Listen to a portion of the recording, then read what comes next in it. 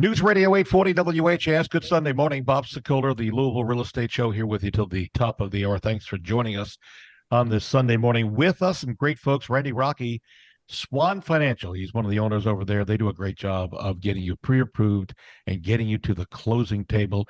You can reach Randy and his folks at 645-0736. Also, at the time you're going to close, you can pick the closing attorney that you want to use, and I can't recommend anyone higher than Lee Harris over at Limestone Title and Escrow. She's legal counsel over there. They do a great job, and you can reach them because they will be able to get you closed at 649-7964.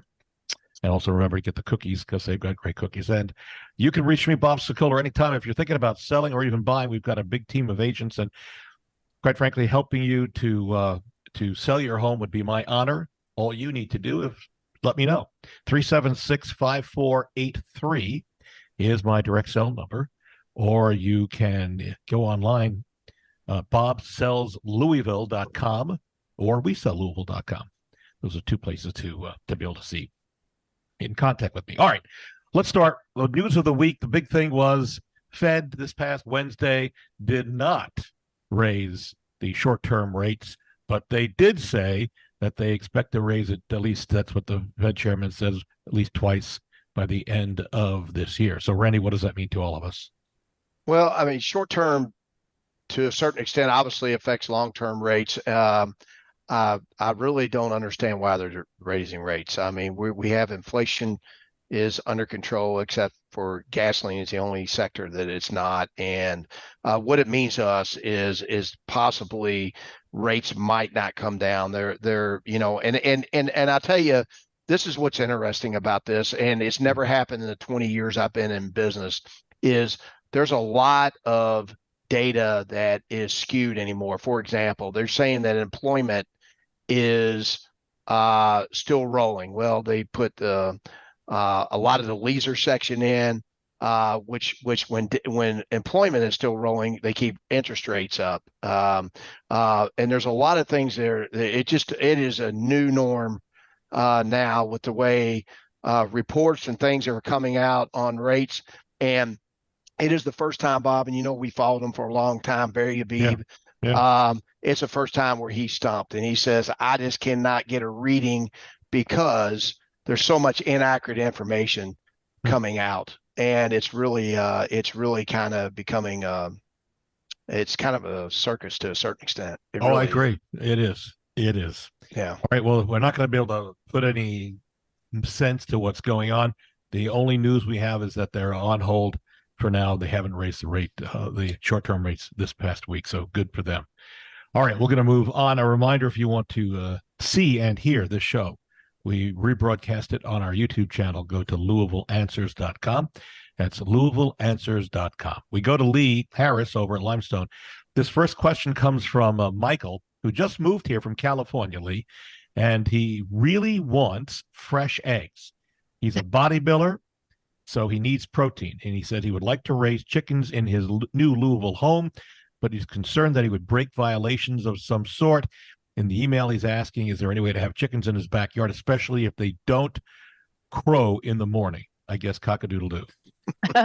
Good question, Michael. A lot of people are going to getting the fresh eggs through their chickens in their yards now. So the first thing you're going to want to do is check if you're in an HOA, or I guess if you're in a condo, you probably don't have a yard, but if you're in an HOA or something like that, they're going to have bylaws, they're going to have rules.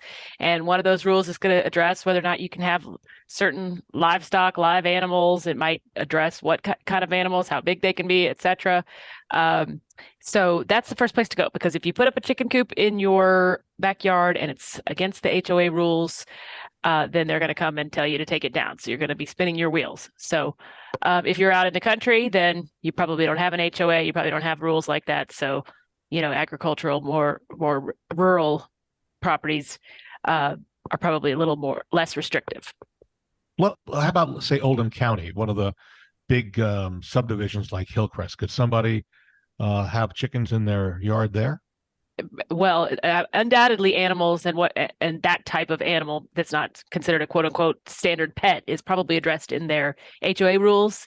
And my guess is if anybody has had chickens out there and the neighbors didn't like it, that they're probably prohibiting them at this point.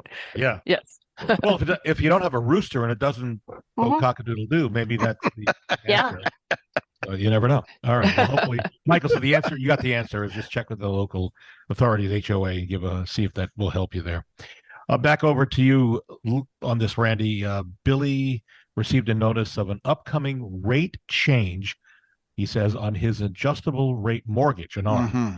He wrote us in an email. He asks, why did he receive that, and what should he know? I think we may know the answer. Give that first, then I'll give a follow-up question. Yeah. Right. NMLS number 26362. Mm-hmm. So what has happened is most of the time, most arms are set up where they can move 2 points a year for a maximum of 6, and it's index plus margin. And I won't get too detailed in that. And Please. Obviously those have moved. Yeah, they bore people to death. Number one. Yeah, right. And number two, index plus margin. So what has happened is it probably went up 2 points, and they have to send a notice out depending on the lender between 30 and 60 days before, saying, hey, your rate is going to adjust, and they can go up a maximum again of 6 points. So let's say their floor rate was 4.5%, it could go up to 10.5. And I was never a proponent of adjustable rate mortgages. I've sold 2 in my life in 23 years now. Wow. I just don't, unless there's really a situation for sure you're going to move, you can save a half a point or 3/4 of a point. But unfortunately, this would be a situation where probably he'll want to look at doing a refinancing, getting into a 30-year fixed rate. All right. So this does beg the question, which is the second part of this. So kind of give us a quick, easy to understand overview of what an ARM or a adjustable rate mortgage is for anybody who might be shopping for one. Yeah. So you most of them are 7/1. So you have a fixed rate for 7 years or a 5-year fixed rate, and usually they run about a half a point to right now they're not, but usually a half a point to 1/4 of a point better than fixed rate, whatever the fixed rate is at that time. Mm-hmm. And the theory is those rates will stay down and you save a 1/4 to a half a point, or number 2, you're going to sell your house and move by then. So that's why some people adjusts. Yeah. Got it. All right. Just a reminder, a little later on today's show, what direction does your home face? Do you know? You may want to grab a compass and figure that out, because there's a secret impact to your house direction that you may not know about. We'll talk about that in just a couple of minutes. A reminder that if you want to see what buyers and sellers are saying about us, our Sokoler team, because we're constantly looking to help you list and sell your home and or buy a home, you can go to LouisvilleZillow.com or LouisvilleGoogle.com, or you can call me at 376-5483 to schedule an appointment. Lee, we go back over to you. Jenny just bought her home last year. She has a neighbor who asked permission to build a pool in that neighbor's backyard. So far, so good, right? The neighbor, in talking with Jenny, said that the pool equipment and filter, so the pump and the filter, would not be on Jenny's side of the yard, so closest to, you know where this is going, right? Yes. 4 months later, and Jenny writes in that the pump and filter is on Jenny's side of the yard in the back, right where, I guess, where Jenny has a patio and relaxes. So she's wondering, any recourse? You never got anything in writing, just the word of this neighbor. Well, it comes to mind the phrase, you should always ask for permission instead of forgiveness. This girl asked for permission and then went ahead and did the opposite. So I doubt it. I'm assuming that since she has a pool, it's allowed to have a pool. And since it's in her yard, she can probably put her pump and her filter wherever she chooses. It's a little odd to sort of butter it up that way and then go the opposite. But my guess is maybe the people who are installing the pool said it's got to be over here. So yes, I mean, I guess at some point, if it's too noisy or if it's too, affects her enjoyment of her property, she could have a noise complaint or some kind of an HOA complaint. But just where it's located, unless there's a rule against that in their neighborhood, or that, I doubt she's going to have a lot of recourse. There's no way to take her to court and say, hey, she told us it was going to be on the other side, and now there's nothing you can do about that, I guess, is it? Yeah, because I mean, it's not really a contract between the two. It's just it was sort of a informative discussion more so than a contractual discussion.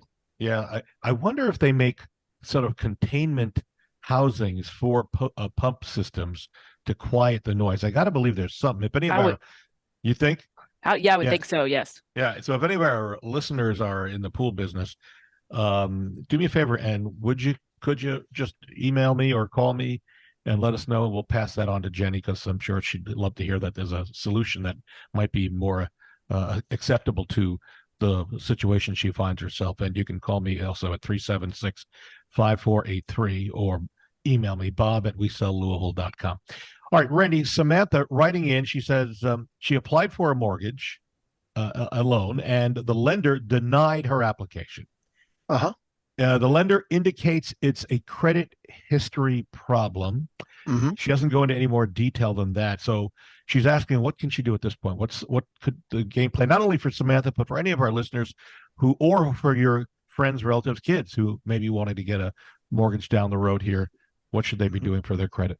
Well, I think you need to get with the loan officer and see what she needs to do to improve their credit.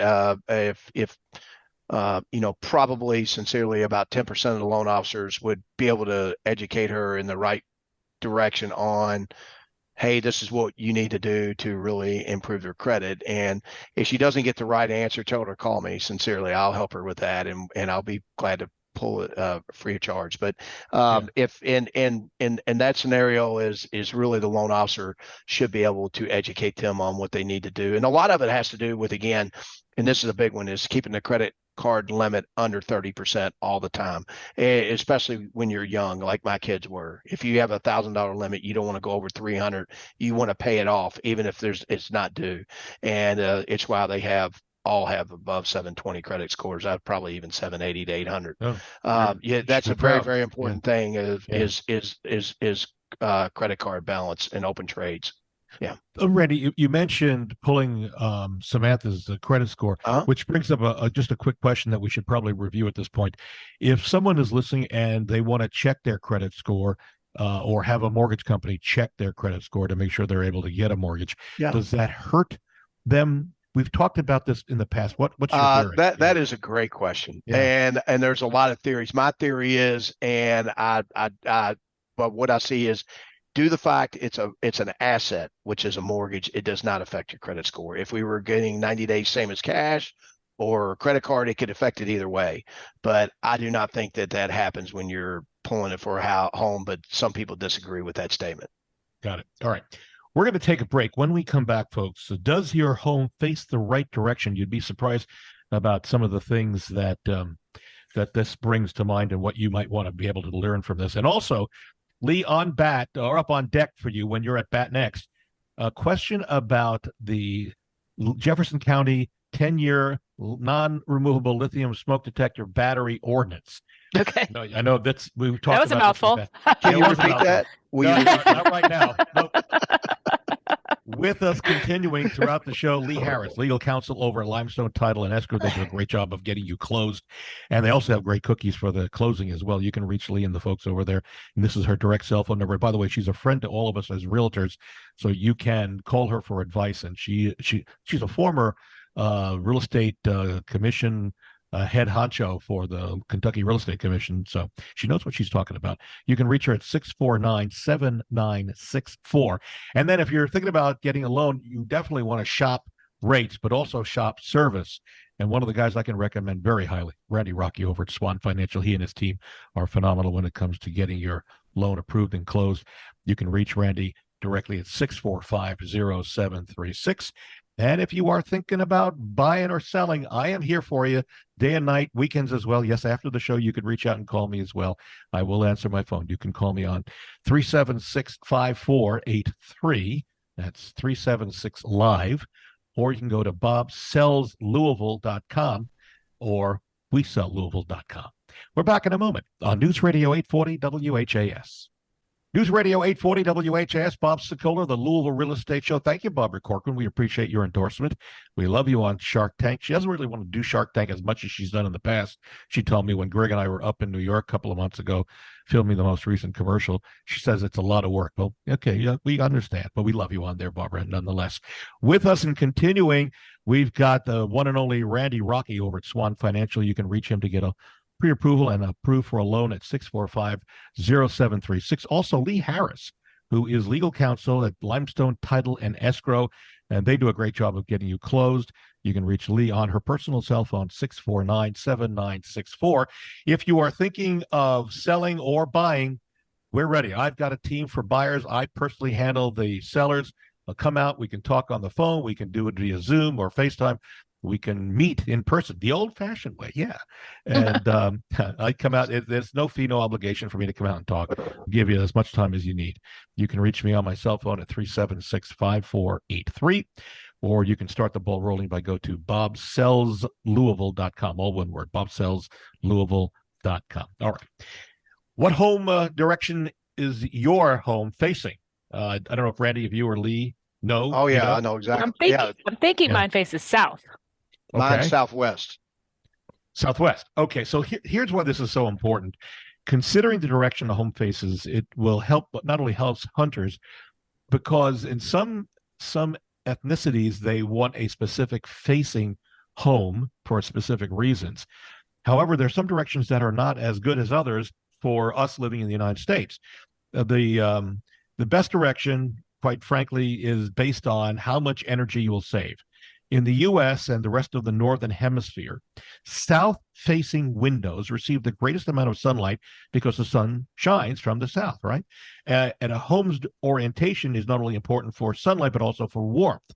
So, for instance, the southern exposure of a home, especially for homes with the many south-facing windows, will collect most of the warmth from the sun, and this can be both a benefit and a deterrent because radiant heat from the sun can help reduce heating costs in the winter, especially in colder climates. But of course, in the summer, it's the reverse. The heat can lead to higher cooling bills.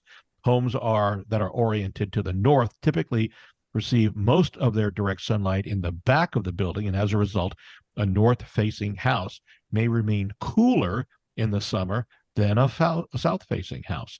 And if your main entrance faces north and you live in Louisville or southern Indiana, your home could experience worse cold weather effects because of the lack of direct sunlight. A north-facing home's facade is more likely to fall victim to ice dams and icicles, and driveways and slippery walkways can be especially treacherous. So some of the things that really go into if you're looking for a home, what to look for. And if you want more information about that, feel free to email me and I'll send you the full report, bob@wesellouisville.com. Lee, we go back to you, and this is a pet peeve for a lot of people. Rebecca writes, and she says she's selling her home in Louisville. Her agent tells her she needs to buy a new 10-year lithium non-removable battery smoke detector after she gets a contract, but before she closes in her home. So far, so good, Lee? That's correct. Right. Rebecca is annoyed, she says, because she bought her 10-year lithium non-removable battery smoke detector 3 months ago. Oh, and yeah. now our agent says, that's great, but you need to have it new after you get a contract. Yes. So let's start with that. Okay. She does have to buy a new one, right? Yes, and it's actually in the contract that says, and it's actually bolded because people will I feel for you, Rebecca, because they're about $40 or $50. So I hear where you're coming from, but it actually says new in the contract. So to comply with your contract and the law, you have to get a one after you sign the contract and before you close and install it because there's certain people who might think that they got it, recently, but maybe it really is more than 10 years ago, or maybe it's getting older. And so the purpose of the law is to make sure that for at least 10 years, this person has a smoke detector so that if something happened at the property, they'd be protected. And that means, of course, also the installation, because a lot of people forget about it and then they say, oh, well, I'll give it to the buyer and they'll install it. But that kind of defeats whether or not they're going to be safe. One of the reasons that Rebecca is irked is because she's found out, and Lee, maybe you can verify this. She says that the smoke detector ordinance in Jefferson County, and by the way, this only pertains to residents, people selling their homes in Jefferson County. The ordinance was written by a smoke detector company. Is that true? Have we heard that? I'm not sure that's true. I think there was probably consultation on how they have to be properly installed. And it's very hard to find, by the way. It's kind of you can dig deep on the internet and try to find the proper installation, but they probably consulted on that and said that it was a good idea. So yes, I can understand that annoyance. There is an annoyance there. Yeah, there's a Yes. conflict of interest when you have the smoke detector company writing the regulations. Sorry. I would be going to the fire department. Let them Let the fire departments do the work and let you know what to do. All right, we move forward. Stacy sent us an email for you, Randy. She's just lost her job. We're sorry, Stacy. She says, I can't make my mortgage payments. How long will it take before I'll face foreclosure? Usually the process starts after 120 days being late. Then they start the process. And I'm sorry to hear that. Yeah, so am I. And that's changed since 2008, 9, 10, 11, and 12 to some level because Well, yeah. banks Yeah, were let me letting you ask stay in you. the house. Yeah, Yeah, let me ask you a question, Bob. In that yeah, situation, so that it doesn't go to auction, wouldn't it be better to call you and yeah. Do a go ahead short and sell sale. it? Yep. Yeah, or not even at that point, if she's not made any late payments, go ahead and sell it now, and then she Yeah. would not be even in a short sale situation.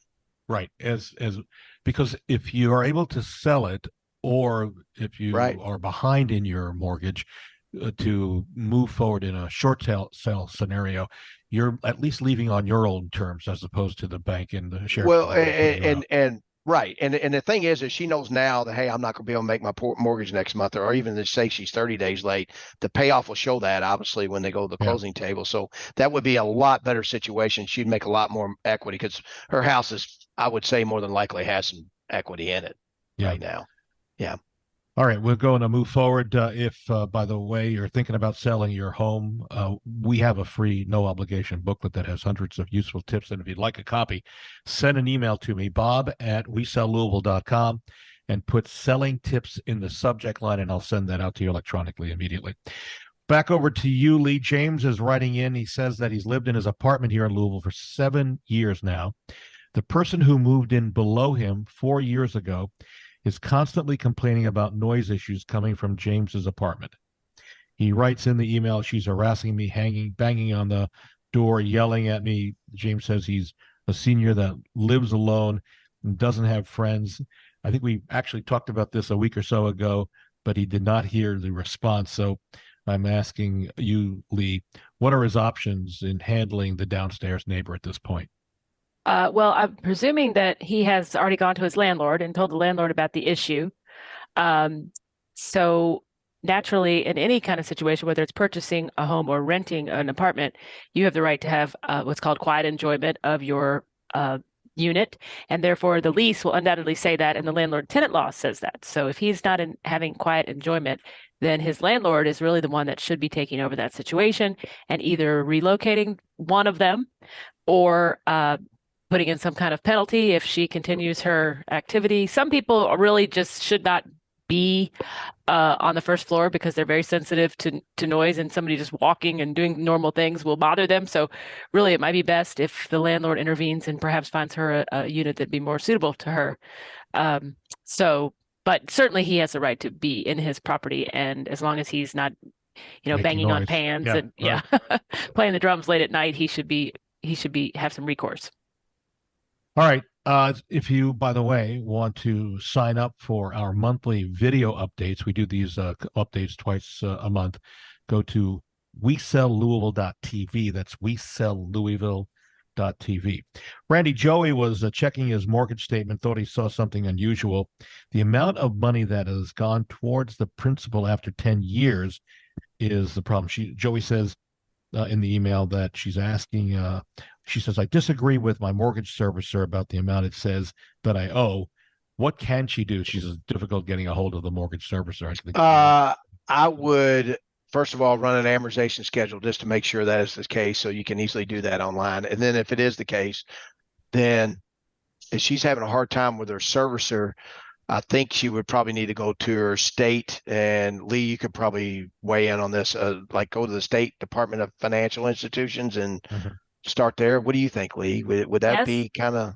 I think that's a good idea. I actually know their number. If you want me to say it, it's Yeah. 502-573-3390.